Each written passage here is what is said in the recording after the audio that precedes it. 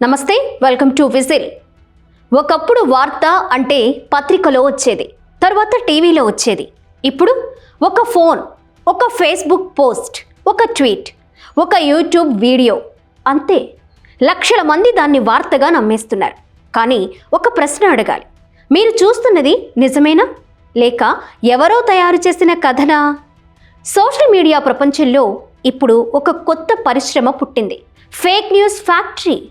ఇక్కడ వార్తలు పుట్టవు, వార్తల రూపంలో అబద్ధాలు తయారవుతాయి.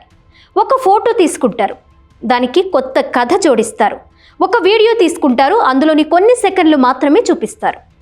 ఒక పాత సంఘటనను తీసుకుని ఈరోజు జరిగిందని ప్రచారం చేస్తారు.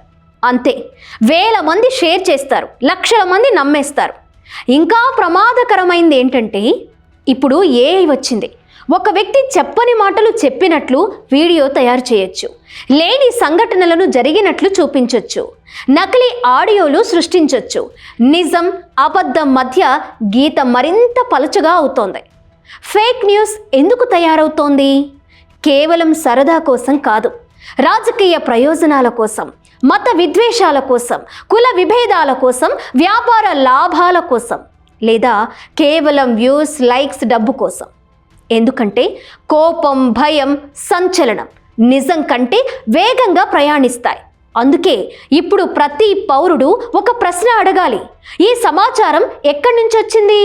దీనికి ఆధారం ఏంటి? ఇది ఇతర విశ్వసనీయ మీడియాల్లో కూడా వచ్చిందా? ఫోటో, వీడియో అసలుదా? ప్రజాస్వామ్యంలో ఫేక్ న్యూస్ కేవలం అబద్ధం కాదు, అది ప్రజల ఆలోచనను నియంత్రించే ఆయుధం. అది ఎన్నికలను ప్రభావితం చేయగలదు, సమాజాన్ని విభజించగలదు, నిర్దోషులను నిందితులుగా మార్చగలదు. అందుకే సోషల్ మీడియాలో కనిపించిందని నమ్మకండి, వైరల్ అయ్యిందని నిజం అనుకోకండి. షేర్ చేసే ముందు చెక్ చేయండి. ఎందుకంటే ఫేక్ న్యూస్ ఫ్యాక్టరీలో తయారయ్యే ప్రతి అబద్ధానికి ఇంధనం మన నిర్లక్ష్యమే.